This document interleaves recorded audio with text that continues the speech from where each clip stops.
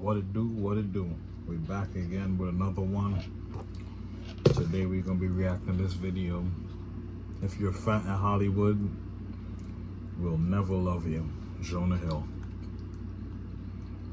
For many years, Jonah Hill was one of the most recognizable faces in comedy. He was overweight, awkward, and relatable, which made him perfect for one of Hollywood's most overused tropes. The guy who trips over himself, says something weird, and makes everyone else look cooler by comparison. Playing this character worked well for Jonah. He was everywhere, on movie posters, red carpets, and magazine covers. The roles kept coming, and the laughs did too. But there was always a catch, because while audiences loved him for being funny, they rarely saw him as anything else. He wasn't someone people admired or took seriously. He was the punchline. Even as his fame grew, the roles stayed the same. He kept playing the messy best friend or the loudmouth sidekick, the guy who never quite had it together. And after a few years, Jonah started to feel boxed in. So he decided to take back control. He lost weight, turned down the easy too in Hollywood.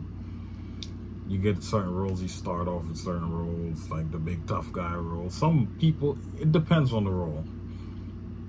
Like some people don't mind being the action guy. They'll do that their whole career, like Jason Statham. You don't see him doing comedies, or it's just like he'll be the action guy. He'll do that to the end of his career, because that's not a demeaning role necessarily. I wouldn't say him being the funny guy is necessarily demeaning, but you want to be taken serious. So the serious action guy role, some dudes do that for till the end of their career. Sometimes they want to do more drama, more sensitive, more challenging roles. Sometimes they want to do a comedy, but these action dudes, they'll do that shit till the end of their career. It's a little tight casting because, you know, you get older at some point, but you could build up such a resume where it's like, it doesn't matter. You could be 60 years old still playing the action hero guy. You know what I'm saying? So it depends on the role. easy comedic roles and chased more serious parts. But even then, the conversation didn't really change. His body still dominated headlines. When he gained weight, people mocked him. When he slimmed down, they said he wasn't funny anymore. And no matter how good his performances got, interviewers still circled back to the same tired topic. Are you still considered the fat guy when you go to a party or anything? Because I run into that a whole lot. I'm the fat one. So are you the fat guy in Hollywood still, or is everybody like look at you and they're like, oh wow, you know, this is great, now you're healthy? Do you have any other questions that are smart? Jonah couldn't win either way, and that's become the story of his entire career. No matter what version of himself he put out there, it always got picked apart. Over time, it wore him down. The jokes, the scrutiny, the pressure to constantly prove himself, it all built up until it eventually surfaced in a very public way. In 2023, private messages between Jonah and his ex-girlfriend were leaked, revealing a side of him that led many to label him as emotionally abusive, manipulative, and controlling. Bullshit. I remember this because people was talking about it. I remember this. This was a couple of years, 2023. I remember when this came out. This bitch is a whore. That's just the moral of it. She's a whore. She's a Jezebel. He was like, he don't want her just hanging out with random dudes or some shit like that. And they making it seem like he's some type of emotionally manipulative and control. All this bullshit they put on the screen. It's none of that. If you go back and you actually seen what the fuck it was, this bitch is a hoe. And he was basically telling her, stop being a hoe. And you trying to control her. Like, all right, bitch, go your way. Since that point, he's largely disappeared from the public eye, deciding to focus on his work behind the scenes rather than in front of the camera. So what went wrong? Why did Hollywood constantly build him up, then tear him down? And did Jonah really become the bad guy in the end, or is he just another casualty of the industry? To understand how it all fell apart, you have to look at how it started, because Jonah Hill didn't set out to be the funny guy. He wanted to be taken seriously from the very beginning. As a teenager, he would get on stage and perform for people in bars around New York, and within a short time, he gained a small following of people who loved and supported his work. Among them were Rebecca and Jake Hoffman, the children of actor Dustin Hoffman, who later introduced Jonah to their father. Hoffman saw something special in Jonah and quickly took an interest in him. When a small role came up in I Heart Huckabees, a film Hoffman was working on, he encouraged Jonah to audition for it, and the film ended up being Jonah's debut. Even in that brief appearance, Jonah's natural sense of humor stood out, and he caught the attention of director Judd Apatow, who later cast him in his movie The 40-Year-Old Virgin. Jonah followed that up with a role in the romantic comedy Knocked Up, but it was Superbad, a film about two high schoolers trying to make the most of their final days before graduation, that truly launched him into the spotlight. This is like, in a weird way, like kind of like a cult classic, Superbad. It definitely is. I don't care what nobody say. If you know, you know. If you know, you know. This is a cult classic. Film dropped in 2007, it became a massive hit, largely because it didn't feel like most teen comedies. It was rough around the edges and a little awkward, but it felt real, and Jonah's performance was one of the reasons it worked. He played Seth, the foul-mouthed, impulsive best friend who masks his insecurities with bravado. His comedic timing and hilarious delivery made him the film's breakout star. She wants to fuck me. She wants my dick In and around her mouth. All of a sudden, Jonah's face was everywhere. She wants my dick in and around her mouth.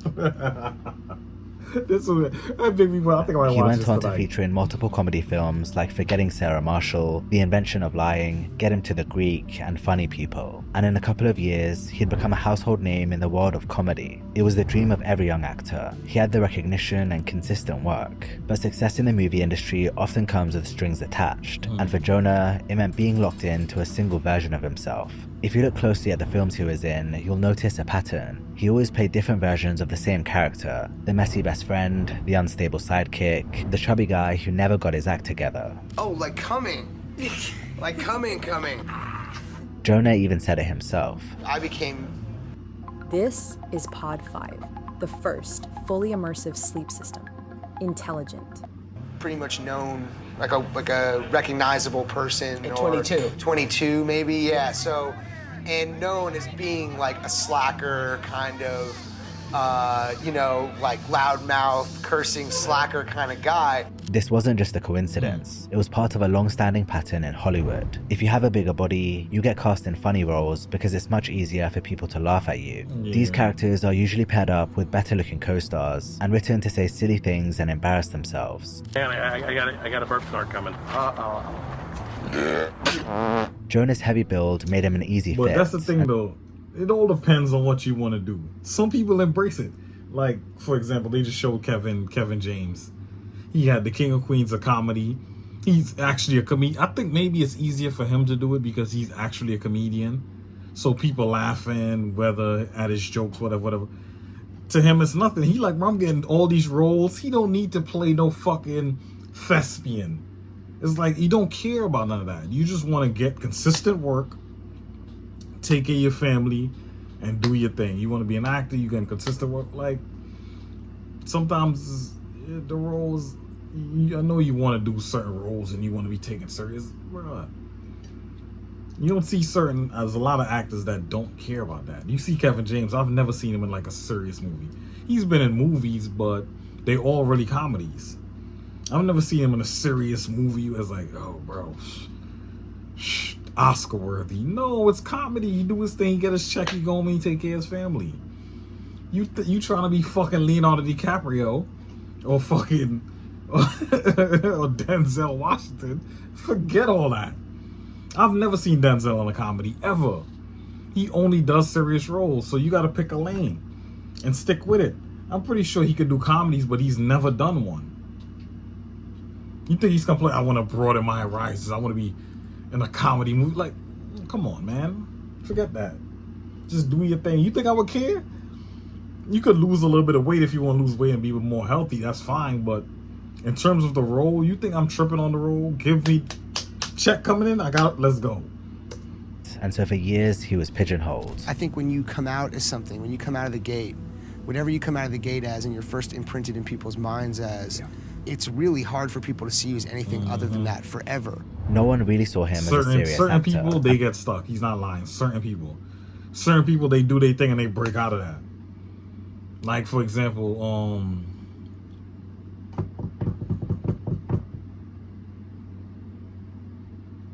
damn it, what's his name? Shia LaBeouf. He does good movies. He do all type of movies, comedies, action, serious drama. He can do anything. And that's what you got to do. You got to be able to switch it up. What messed him up is he did a bunch of comedy roles playing basically the same character. Once you start doing that, now people are like, oh, that's you. That's what you are. Like Tyler Perry. Tyler Perry did a bunch of roles playing Medea. A few years ago, he tried to come out with a movie, Alex Cross, where he played this action. Get the fuck out of here. I can honestly say, till this day, this is 2025. June 12th, 2025. I still haven't seen that movie, that Alex Cross movie. I've seen the trailers. I'm not watching. That's Medea. It's Medea. You did 30 movies playing Medea. You're not going to become an action hero now. I'm sorry. You played at least 30 roles where you dressing up in drag. You're not going to... action. Man, that shit didn't sell nothing. I mean, physically, he has the imposing thing to do it physically, but nobody was checking for that movie, though. Nobody. That's Medea. Sorry. If you do one role like that, and fine, but no. And people often made fun of how neurotic and awkward he was in films. And although he was running with it, Jonah didn't like that. But like, just try and be nice. Like, I'm trying to make a movie to make you guys happy. I'm not trying to be some important person. Deep down, Jonah wanted more. He respected the comedy movies he was making, but he didn't want to be stuck doing them forever. I learned so much from those movies and have a real adoration and respect and love them. And I'm lucky to be in movies that people still care about years after they were made. But that's not all I'm trying to do. And so, you know, when you grow up and you mature, you want to try all sorts of different things as an actor. So he started turning down roles that felt too familiar, even if they came with big paychecks. One was Transformers: Revenge of the Fallen. Jonah was offered the role of Shia LaBeouf's college roommate, but turned it down, missing out on one of the highest grossing films of the year. Instead, he began choosing roles that challenged him, parts that would force people to see him differently. That decision led him to the film Cyrus, where he plays an overprotective son whose world is rocked when a like single... Will Ferrell, he's another one. All he do is comedy movies. Has he ever done like a serious action movie? Definitely not an action movie or any serious drama. All he do is comedy movies. And he has a thriving... And the reason why comedy is not a bad lane to go down, because you can do that forever. There's no age where you can age out of doing a comedy movie. You know what I'm saying? You could do that forever. Just do it. Like, what are you complaining about? Nobody's gonna take you seriously as this fucking Leonardo DiCaprio type dude. Nobody. No matter what you do, how many roles. I'm sorry, it's just never gonna happen. So do your comedy shtick and let's get this money. What are you complaining about? Single mom starts dating again. Cyrus stood out from his earlier work because this time, Jonah had to tap into a darker side, playing a character who was manipulative and emotionally intense. It showed he was more than just a one-trick pony, showcasing his ability to take on more complex and nuanced roles. That move opened the door to his most unexpected opportunity yet, a part in Moneyball, a real-life sports drama directed by Bennett Miller and starring Brad Pitt.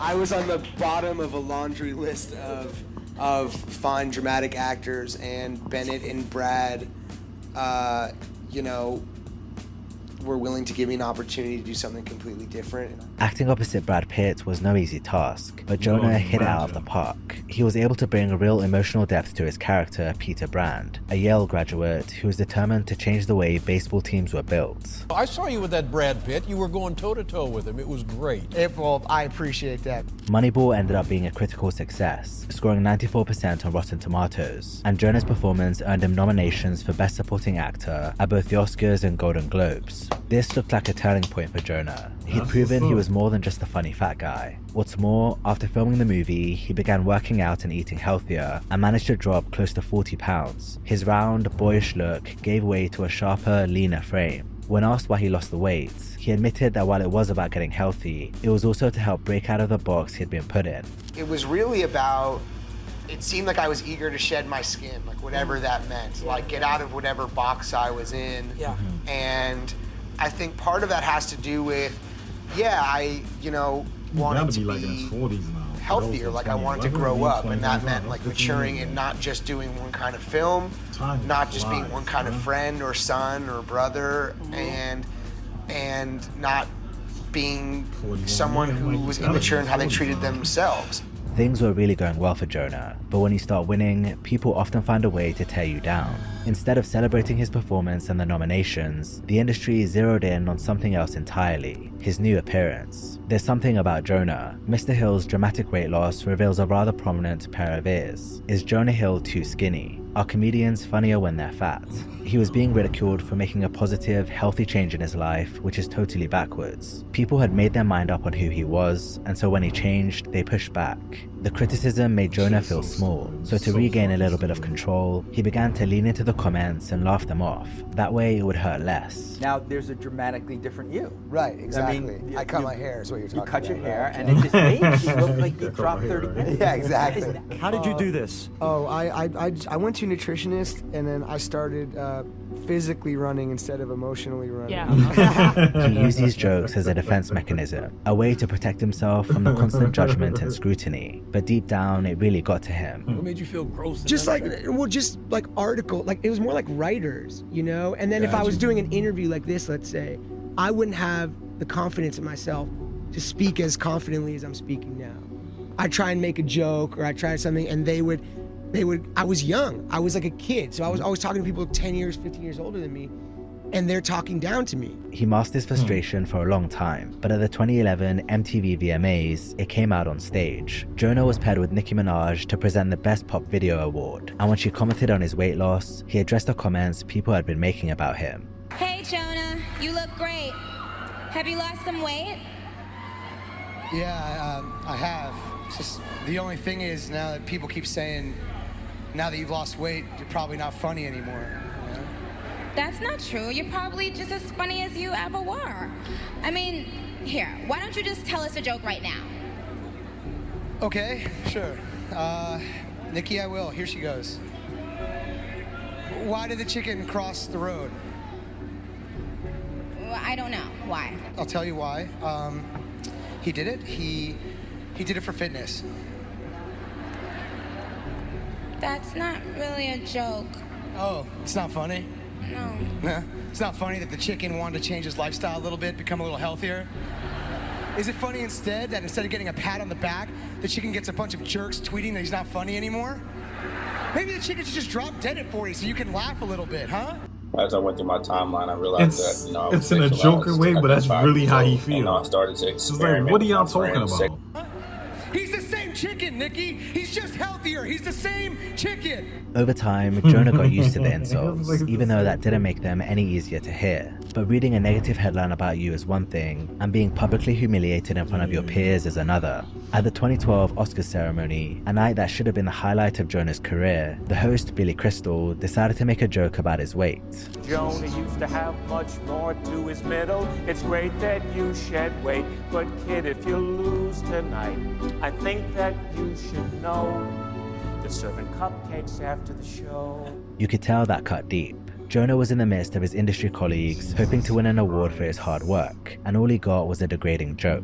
At this point, the fixation on his physique had become unbearable. It made him constantly stressed and anxious, and in his desperation, he started looking for ways to shut it all out. He just wrapped up filming 21 Jump Street, and he and his co-star Channing Tatum, who was drinking heavily at the time, began spending long nights drinking, smoking, and partying together. I try and eat healthy, but honestly, I've been on like a month-long 21 Jump Street frat party drinking tour with Channing Tatum. Like, we've been drinking. Beer is killing. Beer's my Achilles heel, man, because I like to drink, but people say you're supposed to drink vodka, whatever it is.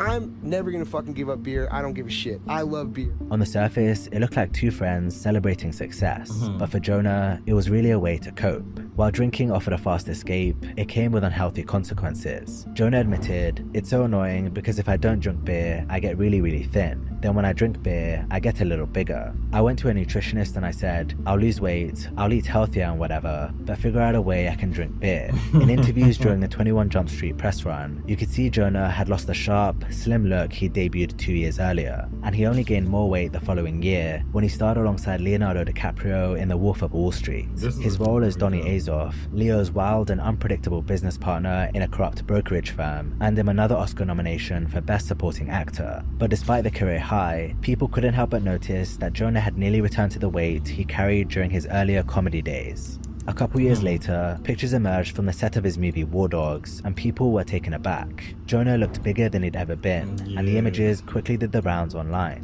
At first, many assumed it was part of the requirements for the role. He played Ephraim Diveroli, a real-life arms dealer who teamed up with his friend David Packouz, played by Miles Teller, to land a $300 million contract supplying weapons to the US Army. But there was only one problem. The real Ephraim Diveroli wasn't even close to being overweight. The director, Todd Phillips, never mentioned that he asked Jonah to gain weight for the role, but even still, he reportedly gained over 40 pounds. This made people start to wonder if something else was going on. Not long after, more set photos surfaced, this time showing Jonah drinking beers on set, leading many to believe that his drinking habits were to blame for his weight gain. Then came the backlash. Jonah was immediately hit with the same old fat guy insults. Across social media, he was fat shamed and labelled unsightly. At first, it was all online, but things hit a new low when he was humiliated once again on live television, this time during an interview in France. While promoting War Dogs, Jonah appeared on a popular French talk show alongside co-star Miles Teller. During the segment, the show's weather presenter, Ornella Fleury, began describing what she called her sexual fantasy. In it, Jonah takes her to a hotel room and makes her laugh,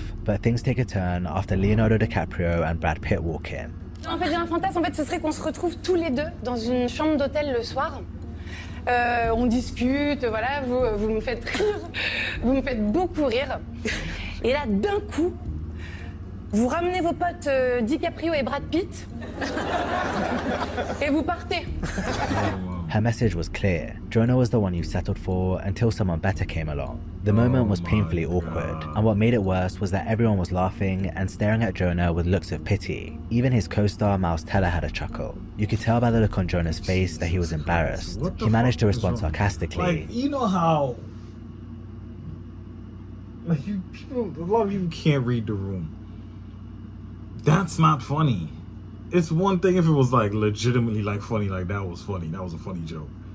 That wasn't funny. That was just, oh, you have a fantasy and you take me to the room and then Leonardo DiCaprio and Brad Pitt come and you just go away. What's funny? I don't understand what was funny about that. Why are people laughing? What about that was like, what about that wasn't funny? That wasn't funny. Like, it's just so stupid. Saying that he was glad to come to the show to get ridiculed by the local weather girl, but there's no doubt that what she said got to him. After this appearance, Jonah cancelled the rest of his interviews in France. The host later apologized for the joke, saying, Jonah, it wasn't a joke though. That's the whole thing. It wasn't a joke. It was not funny. You just basically made a statement that you want him to take you to the room, make you laugh, and then two other men that you think is more attractive come out and he leaves. That's not funny.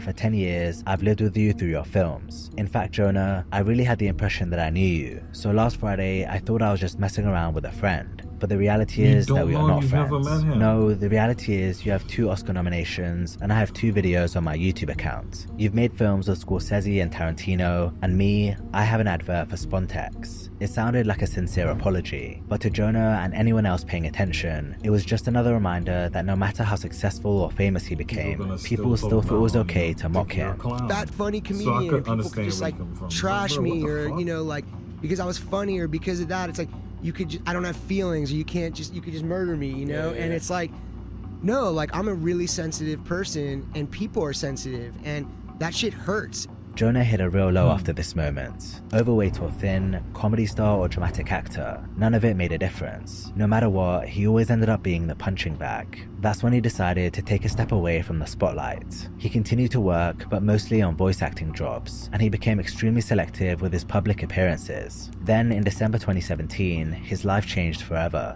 His older brother, Jordan Feldstein, a prominent music manager behind bands like Maroon 5, passed away suddenly due to a blood clot in his leg. He was only 40 years old, but he'd been struggling with his health for years, mostly due to his weight. Jordan wasn't just family for Jonah, he was his best friend, his manager, and his biggest supporter. The loss was heartbreaking, and it hit Jonah like a ton of bricks. It could have completely broken him, given he was already in a dark place, but instead, it became a turning point. He quit drinking, restructured his life, and began to focus seriously on his physical and emotional well-being, not for the cameras, not for a role, but for himself.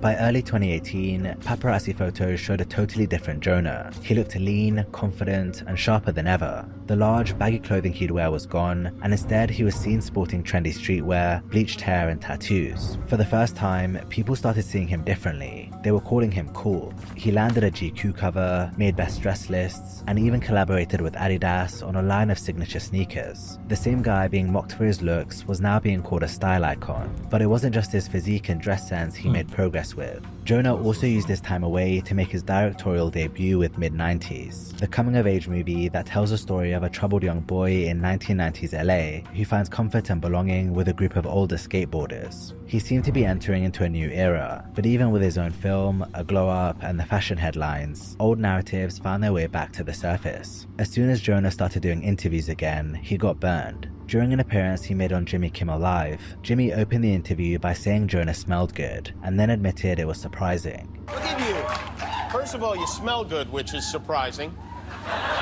Why is that surprising? I don't know. I just wouldn't think of a guy who would have a nice scent on. And that's such a, like, I'm gonna really work hard to not take that as a shot. You know what I mean? Like, because I think you would smell nice. No, but I don't have Let's dissect that. on. No. Let's go back for a Okay, second. let's go back, yeah. Dear Jimmy, you're lucky that Mr. Hill was kind enough to... Yeah, but it's like, what the fuck? He played it off, but you know, in his mind, I was like, what the fuck? Like, what's wrong with you people? Stay there and continue the interview with you. I love how he handled Jimmy's rude comment, then moved on and was still kind and good-natured. That's a class act. Kimmel's joke was completely uncalled for, but at that point, Jonah was in a much better place to handle it. He was more secure and comfortable in himself, and that was evident from the way he'd begun speaking so openly about the struggles from his past. I'm 34 now, and I feel like I spent my whole 20s trying to like be what people wanted me to be. Right. And I didn't know who I was, and the past couple years have been amazing in the way of like, I'm just gonna be myself. A few months later, he appeared on The Ellen Show, where he admitted that years of being mocked for his looks left serious emotional scars. I became famous in my late teens and then spent most of my young adult life listening to people say that I was fat and gross and unattractive.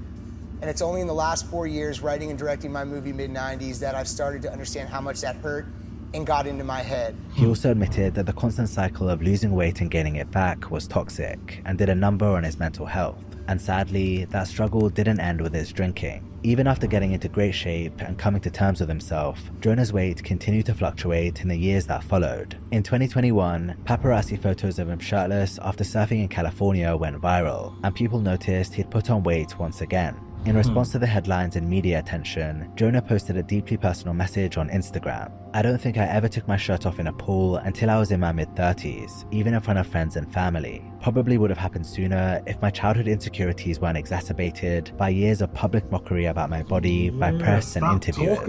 That post revealed some important things about Jonah. First, it showed his struggles weren't just related to alcohol. They ran deeper, likely tied to a lifelong struggle with maintaining healthy eating habits. It also made something else clear. While Hollywood definitely magnified his insecurities, they didn't start there. They started at home. From when he was just a child, Jonah's mother had encouraged him to lose weight. He'd always been a heavier kid, and knowing how cruel the world... As a kid, he was kind of chunky, because even right here, he looked like he's probably about 10 years old, maybe, at the most. And he's already kind of chunky. And this last picture here, right here, he looked like he's probably about 13, 14. He's fat. He's a fat kid. So he's been fat his whole life. Had encouraged him to lose weight. He'd always been a heavier kid, and knowing how cruel the world can be, she thought she was protecting him, trying to prepare him for the judgment she knew he'd face. In his 2022 Netflix documentary Starts, Jonah sat down with his mum for an honest conversation. He told her that even though she had good intentions, her constant pressure made him feel like he wasn't good enough, and that feeling followed him into adulthood, shaping how he saw himself and also how he approached relationships with women. Barely a year later, one of those relationships made headlines. Jonah's ex-girlfriend and surfer Sarah Brady posted a series of screenshots on Instagram accusing him of emotional abuse. In the messages, Jonah gave her a list of boundaries he expected her to follow. No posting photos in bathing suits, no surfing with men, no inappropriate... Nothing was wrong with this. These is his boundaries. This is what he don't like. This is what he's not going to tolerate in a relationship with you. Surfing with random men. No posting half naked pictures on your fucking Instagram. Friendships with women who are in unstable places and from your wild recent past. Yeah, because she probably had a fucked up ass hoeing around. He knows that. So he don't want her hanging with certain groups of people that she could easily fall back into that lifestyle. Oh, he's toxic and mad. Man, get the fuck away from me, you stupid ass bitch. That's basically what she was. She's a whore. And he trying to give you a chance. You gonna post it like he's some type of sicko when he trying to control you. You see what these bitches do? Meanwhile, he probably is the best thing that ever happened for this chick. Appropriate friendship. But one thing I like though, almost everybody, like all the men like who know what's up, they all had his back. Like, yeah, these is boundaries. Ain't nothing wrong with what he said. He's not fucking some type of dude trying to tie you up in a basement and keep you away from everybody. And no, he don't want you hanging out with random dudes. He don't want you posting half-naked pictures. All this is reasonable. And he don't want you hanging with them ancient friends that you've been hanging with before that had you in that fucked up place that you wasn't before. Nothing wrong with nothing he said here. Oh, he's toxic and controlling. Like, bro. Friendships, and no ties to women from what he called her wild recent past. In another screenshot, he asked her to delete revealing photos from her Instagram page. These messages immediately sparked debate online. Some rushed to his defense, saying he was simply being clear about what he wanted in a relationship. This is what I but don't many want. accused Jonah of misusing the language of therapy, framing his demands as boundaries while using them to restrict and manage his partner's life. Boundaries. Some of the requests, You don't like it, cutting leave. off toxic influences, seemed understandable, but others, like asking her not to surf with men, something central to her life, felt less like healthy boundaries to people and more like an Fuck attempt. what they talking about, bitch. You don't got no career in no fucking surfing. Is she a professional surfer? She generates money from surfing? I'm probably sure she does not. This is just a hobby of yours. This is not your life. This is how I live. This is my whole life. Like, it's not. This is a hobby. Stop. This is like you telling your girl stop hanging out with random dudes. There's nothing wrong with that. That's what he doesn't want. That he doesn't like that. If you can't abide by that, go your way. He's not forcing you to be with him.